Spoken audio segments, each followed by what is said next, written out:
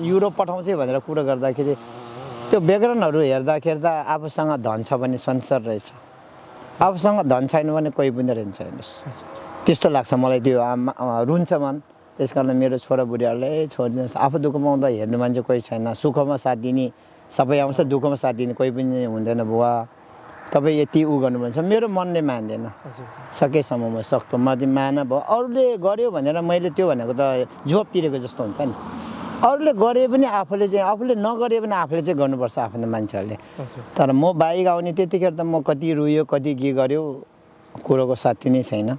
है खानु नपाएर एजेन्टले पो मागे कि साथीभाइले त मागे कि सौतीको अब भाइहरूले पो मागे कि अब दुबईको चाहिँ नि भतिजाहरू पो मागेन कि अब सौदी बसेको कतर बसेको भान्जाहरू मागेन। कसैले मलाई 1 युरो होइन 50 युरो 100 युरो मागे पनि 1 युरो पनि नपठाउँदा त्यतिखेर चाहिँ जिन्दगीमा सङ्घर्ष भनेको दुःख भनेको यस्तै रहेछ।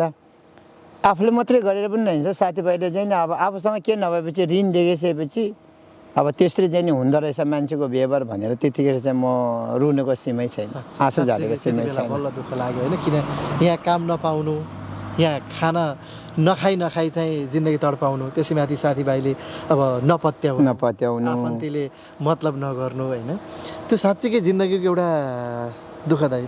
यहाँ अहिले भन्नुपर्दाखेरि पुर्तगालमा त्यतिखेर पैसा भन्ने कुरा हाम्रो नेपालमा त ब्यागमा देखिन्थ्यो, यहाँ त ब्यागमा छँदै छैन। पैसा छैन भयो त्यो सिट्यो, मोबाइलमा हुँदो रहेछ, एटिएममा हुँदो रहेछ, मलाई थाहा थिएन। सबैले पैसा भने पैसा छैन भने पैसा भएर चाहिँ मोबाइलमा हुँदो रहेछ, एटिएममा हुँदो रहेछ, मलाई थाहा थिएन। अनि अब पैसा त छैन रहेछ भने सबैसँग पैसा त हुँदो रहेछ, काम गर्ने पैसा त हुँदो रहेछ, तर कसैले चाहिँ राख्दो रहेछ 500-600 युरो। त्यतिखेर मलाई 10-20 युरो जुनि एकजना पोखराको विकास भिका भन्ने भाइ छ, सम्झिन्छु म। यहाँ एकछिन कमाइतिर कहाँ छ, मैले पहिला फोनतिर पनि धेरै काटिदिएको त्यो विकास भाइले धन्यवाद मुरी जहाँ भयो भने मेरो यो अब भाइको युट्युब च्यानलबाट थ्रुबाट हेर्नुभयो भने एकल मेरो नम्बर आइडी छ, अब मेसेन्जर फेसबुकमा नभयो भने 9892011565 एकल फोन गरेर मलाई सम्झिनु है भाइ। विकास भाइ भन्ने पोखराको विकास भिका भाइ हो। हजुर मैले खानु नपाएर तपाईँको उहाँले पनि नयाँ मान्छे आएको, आज चाहिँ म ड्युटी जानु दाइ पैसा लिनु जानुपर्छ ब्याङ्कमा भने। किन भाइ कहाँबाट भने मेरो फुपूले अस्ट्रेलियाबाट कहाँबाट पठाउँदैछ भन्नुभयो। मलाई पनि पैसा अलिकति साबर देऊ ल भाइ भन्दाखेरि कति चाहियो दाइ रे क्या, डाइरेक्ट सिधै। अनि अब धेरै त काम आउनु सक्छ त, मान्छेले तपाईँ काम गर्ने एजेन्टले त तपाईँको 50 युरोमा पैसा देऊ भन्दा नदिने, 10 युरो दिनु ल भाइ हुन्छ नि दाइ भनेर तैँले त्यो विकास भाइले पोखराको विकास भिका भाइले चाहिँ नि मलाई 10 युरो पैसा दिएपछि सन्तोनियाको जङ्गल हाउस सेन्टरमा बसेको मान्छे गएर हिँडेर आएर तपाईँको 5 युरोको 10 किलोको आटाको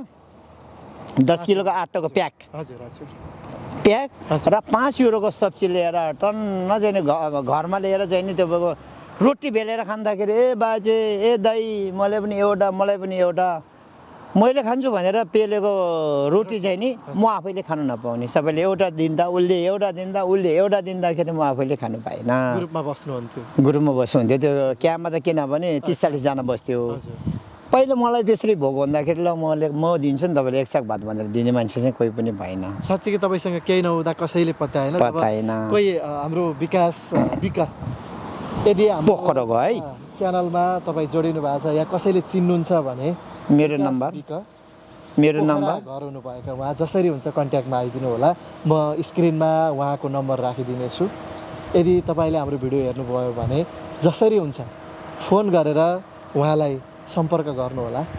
अनि तपाईँको धेरै याद गरिरहनु भएको छ। अनि साथीभाइ साँच्चीकै दुःखमा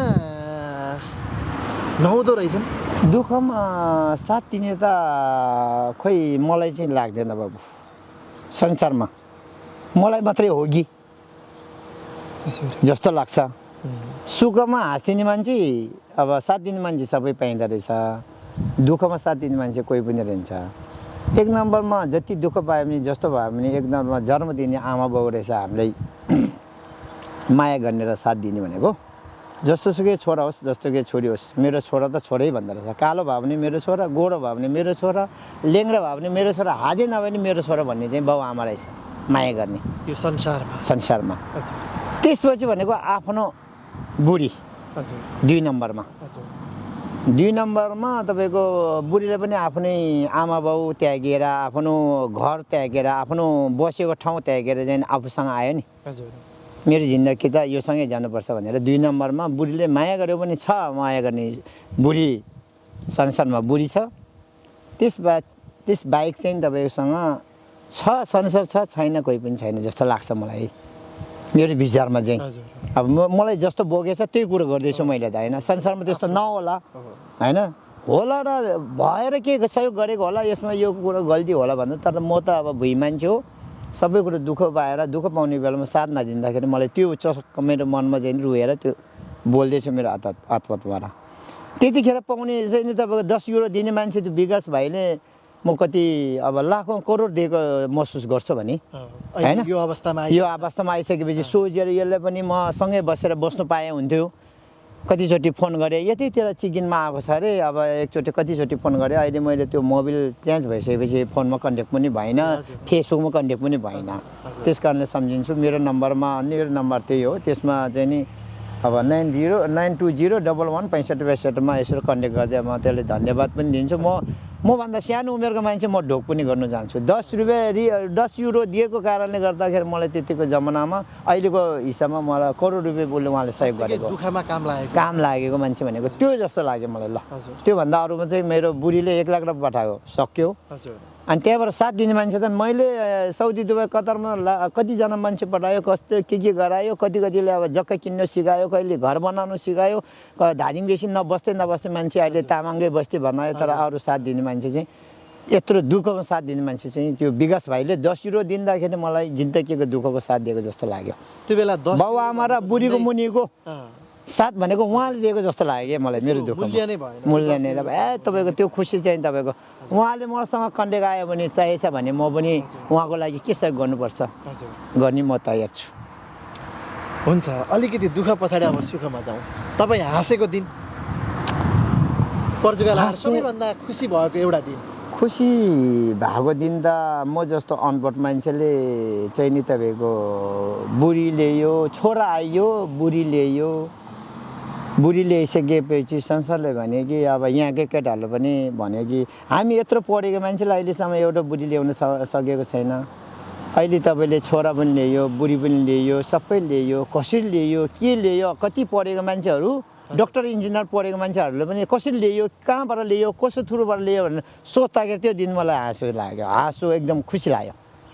किनभने मैले जानेर लिएको त होइन नि त। म पनि अब अर्को पछाडि लगाएर के गर्नुपर्छ, कसो गर्नुपर्छ, के हो भाइ, कसो हो भाइ भनेर सोधेँ बुझेँ, खोजी गरेर लिएर आएर डक्टर इन्जिनियर पढेको अब भाइहरूले पनि मलाई सोध्न आउँदाखेरि होइन कसरी ल्यायो दाइ, कसरी ल्यायो बुवा, कसरी ल्यायो अङ्कल, हाम्रो पनि परिवार ल्याउनु छ भनेर सोद्धाखेरि त्यहाँ गर्व लाग्यो कि मलाई पो यति सम्मान कसरी पाइयो। उहाँहरू यत्रो योगेसन भएको, यत्रो पढे भएको मान्छे, उनीहरूसँग सबै कुरो छ, फेसबुक छ, सबै कुरो संसार देखेको मान्छेले मलाई सोद्धा भनेर त्यतिखेर त बहुत गर्व लाग्यो, मलाई खुसी लाग्यो।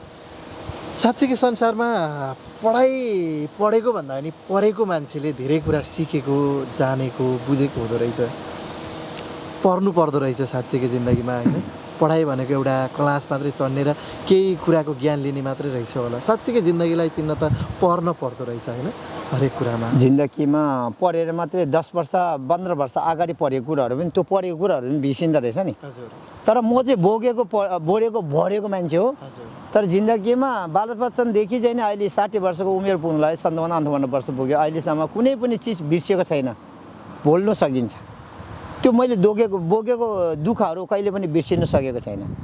किताबमा पढेको त अरूले पढेको बेलामा चाहिँ सम्झ्यो पढ्यो, तर पछि चाहिँ तपाईँको त्यो पढेको 10 वर्ष 15 वर्ष पछि चाहिँ तपाईँको त्यो बिर्सिँदै जाँदो रहेछ क्या। तपाईँको सम्झिने कुनैले सम्झिला, नसम्झिने भन्ने छैन, सम्झिला तर बिर्सिँदै जाँदो रहेछ। तर यो बोकेको कुरो